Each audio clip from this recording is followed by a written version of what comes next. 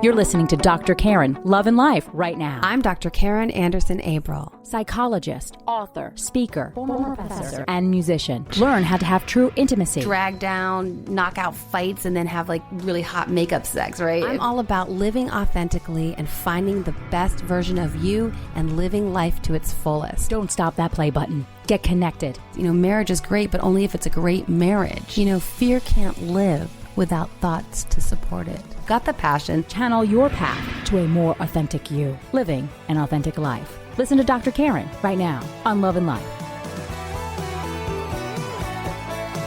Welcome to Dr. Karin, Love and Life. Hi there, I'm Dr. Karin Anderson-Abril. I'm a psychologist, author, speaker, former professor, and musician. You may know me from my latest book, Single is the New Black. Don't wear white till it's right. Here on Love and Life, we talk about living and relating authentically in all realms of life. We look at how to have true intimacy in romantic relationships, more meaningful friendships, healthier family connections, more productive and fulfilling careers, and we learn methods for staying happy, hopeful, and positive, all while channeling a path to a more authentic you, living an authentic life. So in May, it's going to be all about marriage. I want to devote this month to marriage, an entire month to look at this institution that is something that so many of us aspire to, and yet so often once we get there, there can be so many bumps along the way that marriage can not be as fulfilling as we would hope it would be. So even though I've focused a ton about singles in the past episodes, I know that singles are very concerned about marriage as well, because singles are aspiring to oftentimes to become married. And so what we learn about marriage from being married or from looking at the research on marriage, that can also help my single listeners as well. And since I haven't talked too much about marriage yet, I definitely want to, because I do have a lot of married listeners. And I want to make sure that Love and Life covers a great number of topics so that everyone finds that there's something for them. So as my listeners know, I was single for a long, long time. I didn't get married until 42, but even though I was single all those years, marriage was certainly something that I was always hoping to find. I wanted to get married. I believed in marriage. My parents were married for 57 and a half years before my father passed away last year. So I saw a strong model of a marriage that worked really well. And I wanted that, certainly. But at the same time, all those years that I was single, I have to say, I didn't always see a whole lot of marriages around me that looked like something that I wanted to be a part of.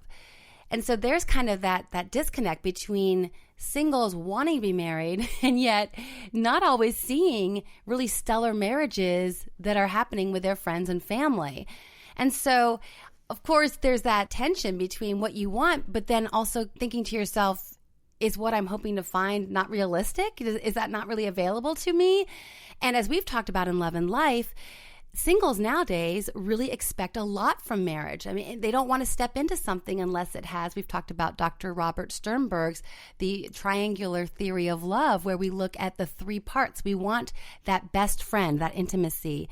We want that commitment and that certainty in someone. And we also want that passion. I mean, we're looking for a lot in marriage. And marriage researchers and sociologists and psychologists who study marriage, they find that is one of the concerns we have right now, because people really expect that person that they partner with for life is going to be a lot of things for them.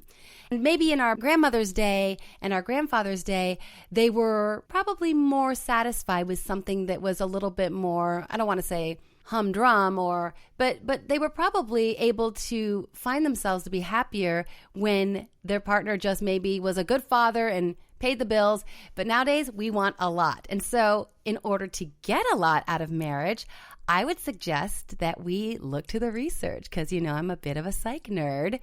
And I'd actually encourage all of you to channel your inner psych nerd with me, because psychologists study a ton of different realms, obviously. I mean, it's the study of humans thinking and behaving, and that covers an enormous plethora of content areas. But many of the topics that psychologists research really have application for us immediately. We can read a study and immediately implement what we've learned from that study. So that's what I want to do today. I want to look at some of the research and find out what science tells us about marriage and hope to offer you something that you can implement today. Now, to do this, I'm going to invite my husband to join me on the program because we always want to get the husband's perspective when we talk about marriage. I think it's essential that we get the other half of the equation, and I love to hear the male perspective. So, Dan, welcome to Love and Life. Thank you, darling. Nice to be here. Great. I appreciate you hopping on the program. So we're going to talk about marriage all month on Love and Life. And to set the stage, I want to talk about a quote that I came up with, a couple months ago. And it really speaks to what we're getting at here. My quote is, marriage is great, but only if it's a great marriage. I think that really brings into mind singles who are looking for marriage and kind of looking at the grass is greener, but we know it's only greener if it's a really good marriage because we know no one is more alone than someone who feels lonely in a marriage. It's another quote that I've used and shared on social media over the years. Speaking to people who are in marriages that aren't working, that's a very, very sad place to be, and there's lots of despair involved in that. And so when we look at what the research says about marriage and hoping that we can all have great marriages, I want to know what you think about some of this research as well. Very good. I look forward to weighing in. And I think we all see people with good marriages and maybe not so good marriages. And it seems in some cases with the latter, that we see each spouse maybe finding outlets, finding different ways to really kind of stay apart instead of maybe addressing what needs to be addressed and doing that, communicating properly. They start to grow apart and then it's very hard to bridge back together. Yeah. So we are going to talk about strategies and signs and ways that we can look at what the research says and implement that immediately into our marriages so that we can have the best marriage possible. You're listening to Dr. Karin Anderson-Abril on Love and Life. Go to our website, drkarin.me. That's www.drkarin.me. Have any questions or would like to share your story with Dr. Karin? Email her, Karin, Karin, @drkarin.me. The research I'm going to present to you is from Time Magazine. They had a special edition just a couple months ago called The Science of Marriage, and Dan and I were traveling, and I went to the bookstore in the airport, and of course me, again, the psych nerd, immediately went for, ooh, there's research on marriage? That sounds like fun. I bypass all the romance novels, and I go straight for the geek stuff, but I'm borrowing from that, and there's many articles, and we're going to focus on one today, but the very first article where they kind of set the stage, they do show, the research does show that people who are married, and again, in good marriages, do tend to be healthier physically, more financially stable and affluent, and also they have better sex lives. So that last piece sometimes surprises people because they kind of imagine singles out there can't be nailed down and living it up and the bachelor pad and revolving door of ladies. But we find that the research shows us that in healthy marriages, we do have a healthy sex life. And of course, the male perspective, I'm guessing you're going to say yay. Yes, well, that is critical, very important. I think you're certainly together with your best friend the majority of the time, hopefully, unless your careers keep you apart a bit. So I think there's also more opportunity.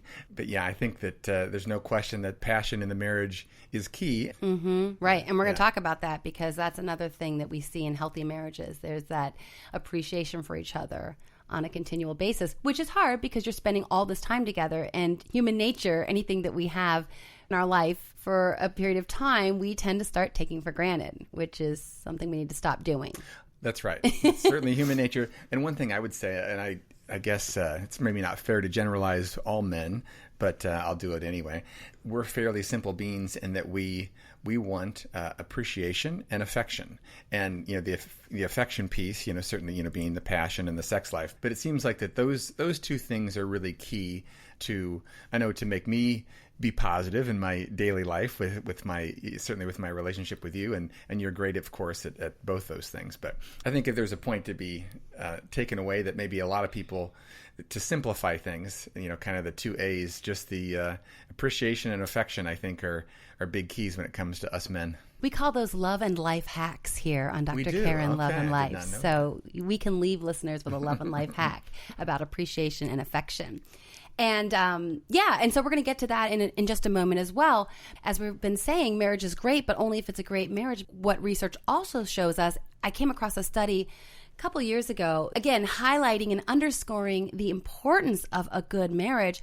If you're in a bad marriage, and in this case, the researchers were looking at women who felt that they couldn't speak their mind and so didn't speak up in marriage and just kept stuffing things and didn't really have honest conversations with their husbands, those women were more likely to die younger than women like me, for example, who speak up in our marriage. So this is stuff that we care about if we care about relationships, which most of us do. The vast majority of humans want to have really strong relationships, and certainly they want to have strong marriages. It is kind of life and death type stuff. To know that if women aren't able to speak up, that it's actually related to them dying younger, that's important stuff. That is important stuff. Yeah, that's interesting research. You can tell, you know how easy it is, all of us adults that have lived some life, how easy it is to just not say something and let something fester. Mm-hmm. And then it just kind of builds and makes us more anxious and more unhappy. But I would think that if you can stay away from the passive aggressive game, right? Because I think when you don't say anything, that's really kind of what you're being, in one form, I guess. You're not being authentic, right? Because you're not doing your marriage any favors. You think that you may, just by not saying anything, you can be pleasant, and that's, as long as you're pleasant and respectful, then I think you should be able to communicate about anything. Hi, I'm Laura, and I love listening to Dr. Karin, Love and Life every week in Evanston, Illinois. And one thing I will say related to that, and then we'll jump into the study that we're going to look at, I do think one thing that you and I do pretty well when I talk to other people who are married or people who are dating, I think one of the things we do speak our minds, but I also know we take a moment, like we press pause.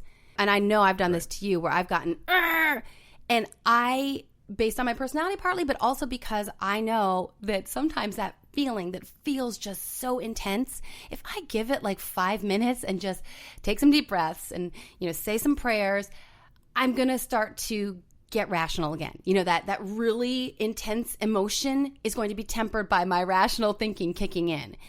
And so I think I like that about us because I know we're both, I'm super sensitive, and I know you're sensitive for a guy as well. And I know that I'm thankful that we don't have a lot of communication during those highly emotional moments, that we give it a pause, because I would never want to say something that I couldn't take back, that I totally didn't mean. It was just like the fury was there.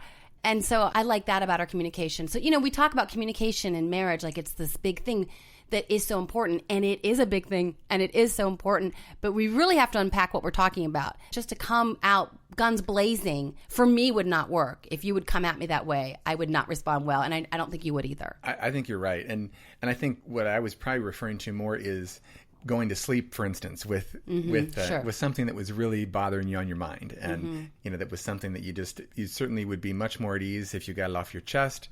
So let's just do that in a kind, respectful way. But you're right. Any little thought that comes to your head that you disagree with your spouse, you blurt it out. That's not necessarily, unless you like that relationship. Yeah. If you like, and we all have friends that have those relationships where they love to battle, and that's just part of their personality. Yeah. But that is not us. No, that's not us. Hi, this is Damia Jackson. I am an avid listener of Dr. Karin's Love and Life podcast. It empowers, educates, and informs me to make better decisions in my life. I am happy that this resource is available to me.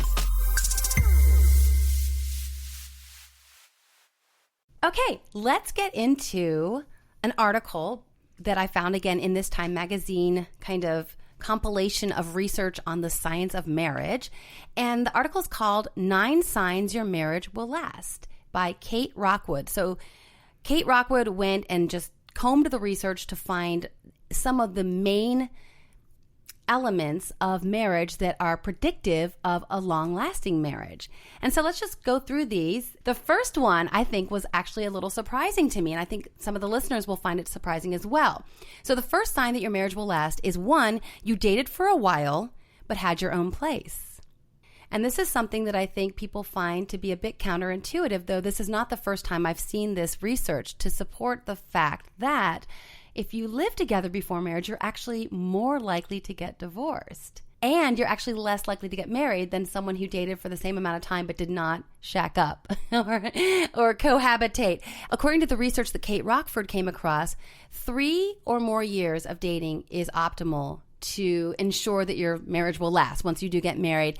And again, living together is not the best idea. So what do you think, sweetie? Does that surprise you? No, I don't think it does, actually, because when people move in together, it seems like that takes the pressure of any type of real commitment off. I know that I've seen several instances where one of the partners, and oftentimes it may be the woman, thinks that they're going to get married and that the moving in will just kind of give them a little test run. Once that woman's moved in, then, there's really no incentive at that point for the guy. And sometimes even the guy will even buy a ring, to kind of delay it. But as long as she's living there and he's having his cake and eating it too, he's very likely not to make that jump unless there's real high pressure. Really, how nice is that, actually, that your spouse has to be pressured, or your partner has to be pressured into getting married? Yeah, I don't know that that's everyone's optimal proposal story. Yeah, so then I gave him an ultimatum. And I said, you marry me or I'm out. No, that's not so romantic. That wasn't your dream, honey. No, that wasn't my dream. So that is number 1. Number 2, I think this is very interesting. It kind of speaks back to what we talked about with communication. Like, communication is obviously imperative, but what type of communication? So number 2 is you keep mm-hms to a minimum. So what she means by that, Rockford's research shows that if we are not fully listening, which again is something that's easy to do when you live with someone and you speak quite often throughout the day, sometimes we can be busy and distracted and we can be on our phones or working on something and do that half listen thing where they're talking and we give them and then realize, oops, I didn't hear a word they said. Does that surprise you, darling? No, it doesn't at all. We're all guilty of it. There's no question about it. Right.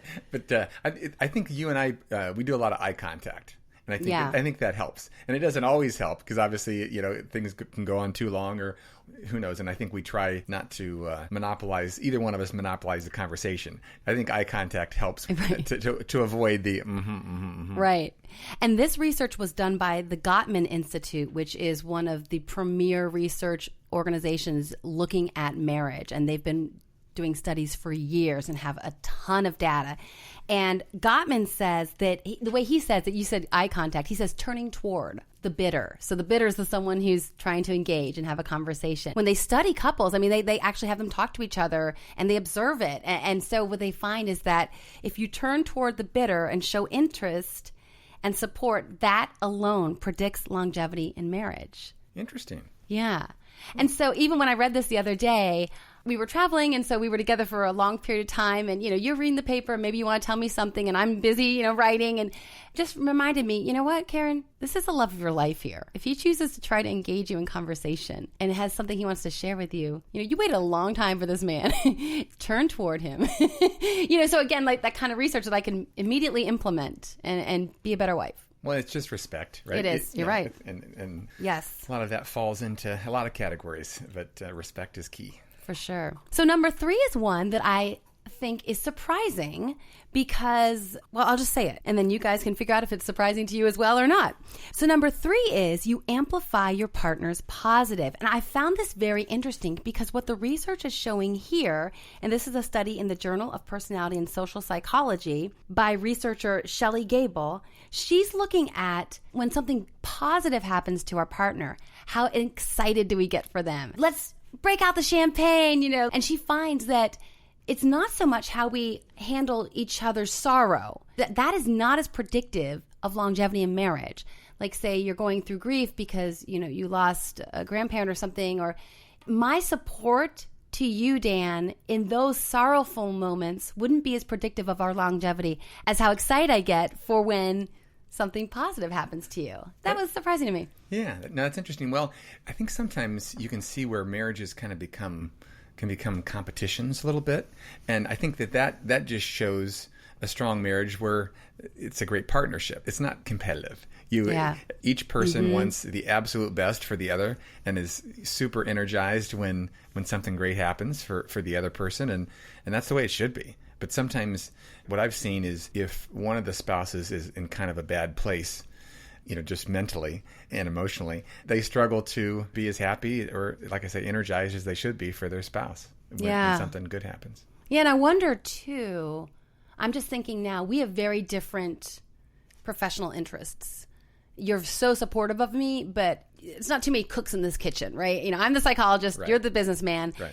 And we gel those two things. I think it works very well for us. But I'm wondering now, I'm thinking, especially, I don't know, I have no research to back this up, but like two Hollywood stars, two actors that get together, that would be a place where it might be hard when the one gets the Oscar and the other's been trying to get an Oscar for 10 years, that sort of thing. I'm wondering that competitive piece might kick in.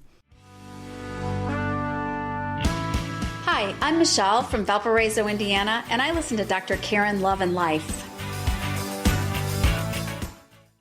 Number 4 is you talk, like really talk. So again, this looks at communication and tries to break it down so that we understand exactly what type of communication we're talking about. So quantity isn't only at work here. We also have to have the quality of communication has to be stellar. And this is a study out of the University of Michigan that looked at 373 married couples for 30 years. What they found is married partners, now that they're managing this business that is the marriage, right, and the household and the child care and the mortgage, and so they end up talking a lot, but it's oftentimes mostly about who's running Joey to soccer practice and who's going to cover the grocery run. What they're doing is talking, but not really talking, and getting into that quality of conversation that they had when they were dating, which was, hey, I read this really interesting article, or I saw this great movie, and really just connecting on life apart from the business end of their marriage. Sure. And probably trying to grow with each other and try to continue to learn. It seems like that. Yeah. I know you certainly have a tremendous curiosity for learning, which I respect so much. And I think I have some of that as well. And you've been blessed with a ton of it, which makes being married to you even more interesting, because we have all these different give and takes and we seem to be learning every week about different things. I think it's probably pretty easy to get into a rut, especially when kids are involved and finances are not going all that well, and a variety of circumstances. And so people just kind of go through the motion and just do what needs to be done and prioritize conversation, or that type of conversation is not the priority. Yeah. So according to this study, what we can do to make sure that we are having conversations about something other than the daily tasks at hand, they suggest that you have at least 10 minutes of communication at least a few times a week. 10 minutes where you put away your phones and you agree we're not talking about Joey and soccer. I heard this great song on the radio. It doesn't have to be anything profound, but it just has to be something other than the kind of mundane, day-to-day tasks of running a household together. Number 5, you had warm feet on your wedding day. So this one hit home, honey. Because as my listeners know, I was a runaway bride. This study was based out of research that was done out of UCLA. And what's interesting is that whether women get cold feet, so women who had cold feet, but unlike me, decided to go through with the wedding and didn't run away from the altar, women's cold feet is predictive of a marriage failing in the end, whereas men's cold feet isn't. I wonder, do you think that has anything to do with, the saying of a woman wanting to change a man and thinking, I'll go ahead and get married because I know that I'll be able to change him. Mm-hmm. And we all know how successful that normally is. What's that adage? It's women marry a man hoping to change him, and men marry a woman hoping she'll always stay the same. She'll never change. Right? Never change, yeah. So I don't know. I mean, again, because this is something that hit home, this is something I experienced. I'm just such an advocate for people listening to their gut in this situation, because I believe it's so important to really trust your gut, especially with these major life decisions like marriage. And because I did trust my gut and it obviously worked out and I'm so thankful, it's hard for me to understand that a guy who's got cold feet that for some reason is not predictive of future divorce. My only thought about that would be that men oftentimes have resistance to commitment, right? Yeah. So their cold feet might just be, hey, I'm going to be locked down, right? Or should I really do this, or should I be still out running around? And where I think women's cold feet might be, is this really the right guy? Am I just getting married to get married? Yeah, I think it's probably a pretty decent interpretation of that, for sure. Number 6, you fight fair. So again, getting back to what we kind of talked about earlier about communication and handling conflict, which of course is going to come up. And this goes back to the Gottman research from the Gottman Institute. And the number one predictor of divorce, and this is again through many, many studies, watching couples interact, watching them quarrel, is contempt. So the number one predictor of divorce is contempt. If you find yourself feeling contempt for your spouse, you're in deep trouble. What does contempt look like? It's dismissive, it's disrespectful, and behaviorally we see it through such actions as eye rolling. In fact, some studies that the Gottman Institute has done have shown that you can predict a couple's divorce by the number of times that they watch couples roll their eyes regarding what the spouse has said. Interesting. Yeah. We can all picture it now. But right. It's good to know. Yeah. So they talk about couples as either masters or disasters. I thought that was pretty clever. And masters are not rolling eyes. They're not using sarcasm a lot. And I know some people, it's interesting to me, some people really that's part of their identity. They're like, I'm a sarcastic person. Like we've said, there are many, many different types of marriages that work for different types of people. Again, sarcasm is lumped in with contempt. So if you're using that as your default to the point that your spouse is feeling disrespected and feeling minimized or disparaged, that's something that would be advised against from marital therapists based on this reresearch. Well, you can always disagree and still be with your spouse kind and respectful. It's not always easy. You still have to be the adult, and both be adults certainly, and sit back and maybe take a deep breath. As you say, take 5 minutes. As long as you come back and you're respectful and you realize that you're talking to your best friend. Right. And there's a reason that you're married, right? Mm-hmm. Even think back, I bet it would be helpful to just, if you get too frustrated, to think back, why did I fall in love with this person, right? And list a couple of their wonderful qualities. I love her eyes, and then, I love her sweet little nose, and whatever, or her kindness, and I'm not a relationship expert like you, honey. So. Well, babe, you're doing great, because honestly, marital therapists, that's oftentimes the very first question they'll ask a couple when they first see them in that initial session. They'll say, so why don't you tell me how you guys fell in love and what you first found so attractive in your partner that drew you to them initially. So, honey, you're right on it. Yeah, I did. Is that right? Okay. Yeah, you're nailing it, babe. Good to know. Nailing it. Good instincts. And then also to kind of harken back to what we talked about earlier, according to the Gottman Institute, these disasters, these couples that aren't handling conflict well at all, they find that when they get into conflict situations and these conversations, they enter into what psychologists call flight or fight mode. And this is a very base physiological response that is survival mode. So when we are threatened, we either want to take off or we want to put up our dukes. And so physiologically, and they do tests to look at the cortisol levels in their bloodstream and so forth, and they find that when they're in conflict discussion, their bodies are in this very extreme, very panicked mode. And so again, like we said earlier, they're not thinking straight, they're not thinking clearly, and they're getting into this very, very threatened posture. And again, this makes me so sad when I look at this research. I'm thinking, no, you're on the same team. Don't forget. Right. You're married. It's you and your partner against the world.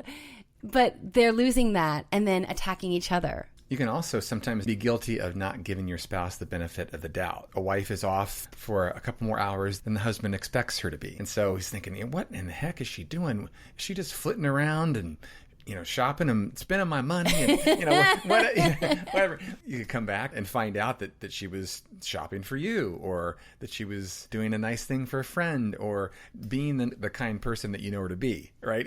But it's so easy to get into a negative space sometimes if things don't go according to plan. Yeah. Or according to your little plan. Number 7, you've got demographics on your side. So now we're going to look just at some of the demographics that are related to enduring, lasting marriages.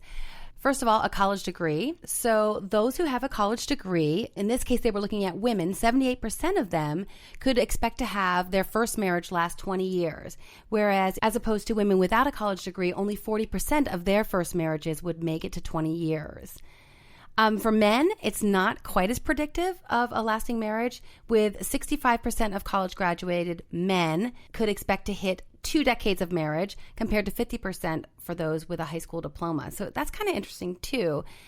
And I that's kind of hard to maybe wrap your mind around. I don't know why necessarily, except probably, and I don't know if the study looked at this. I would imagine they would control for age. But again, to my mind, I'm thinking of the 4 years of college. Of course, it's nice to get all these courses and to learn all kinds of interesting things with liberal arts or whatever. But also, you do learn a lot about becoming a little bit more independent. We hope you're having to do your own laundry, except for at Davidson, I think, right? They don't do their own laundry. But yeah, so, I mean, we're hoping that those 4 years buy you some emotional development that maybe those who don't go away to college don't get. So that's the only thing I can kind of interpret that. Hi, I'm Linda, and I listen to Dr. Karin, Love and Life in Bedford, Kentucky.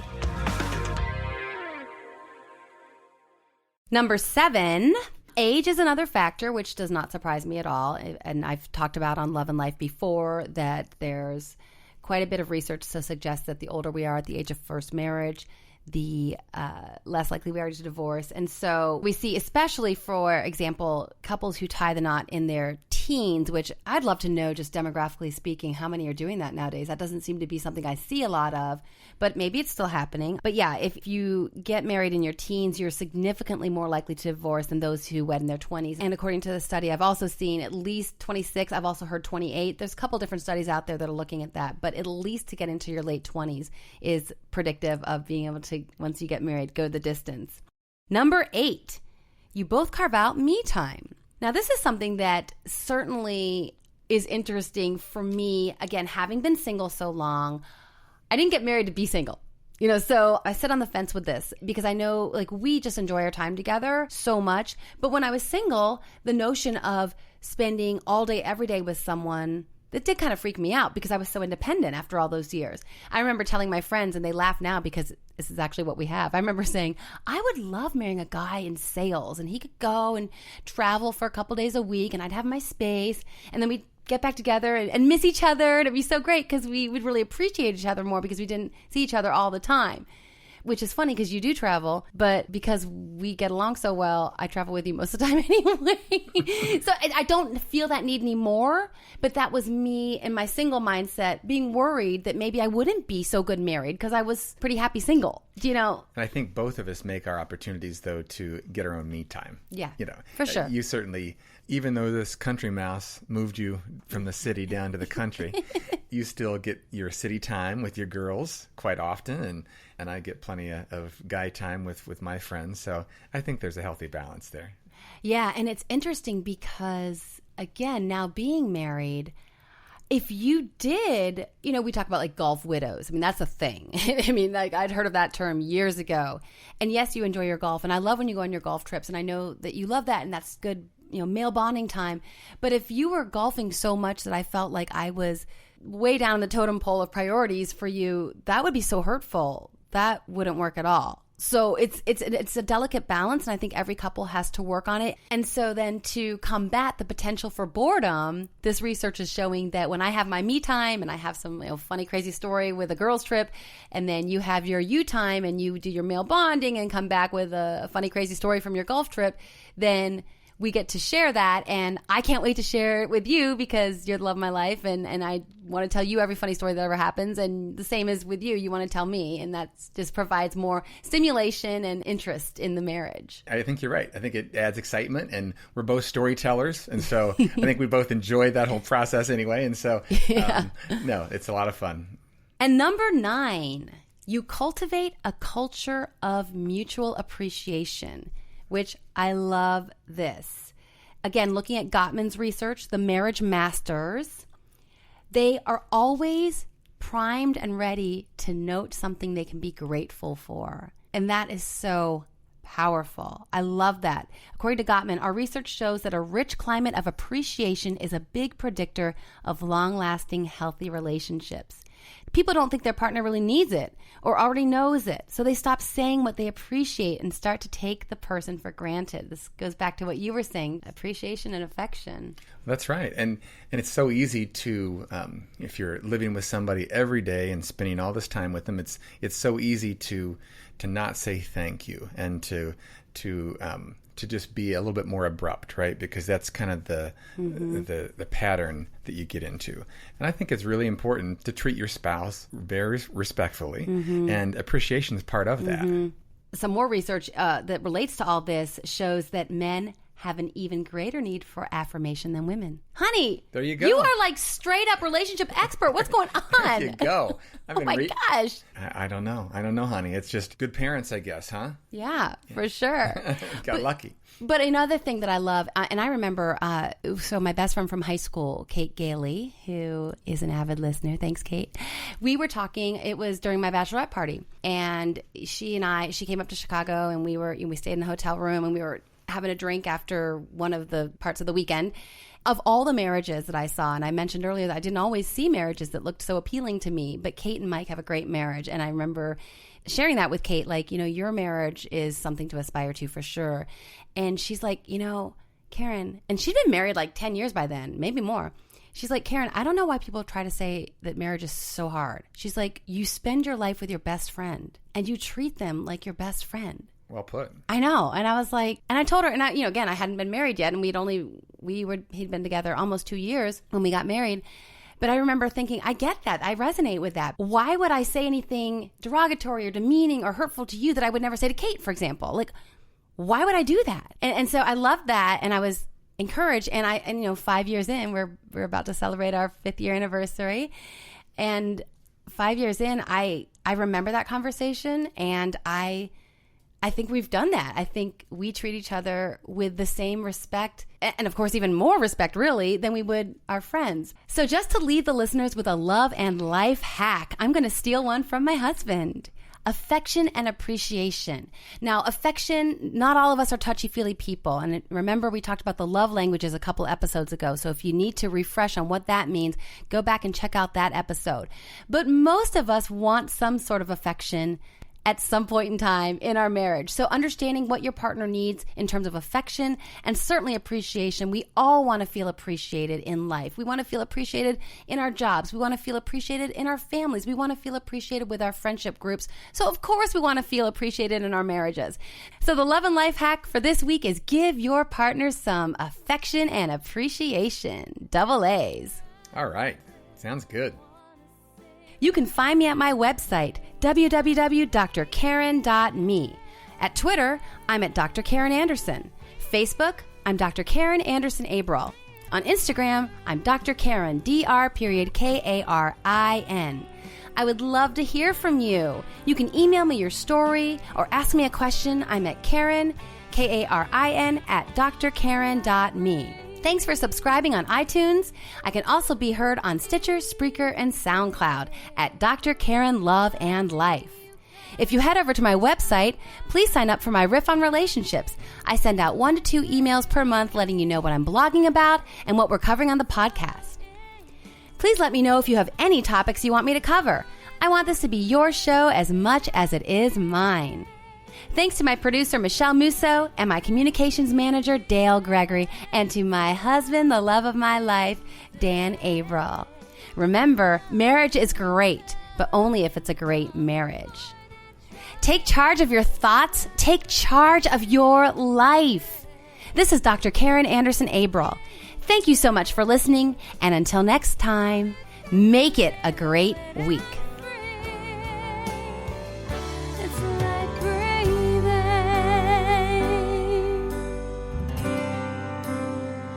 Just like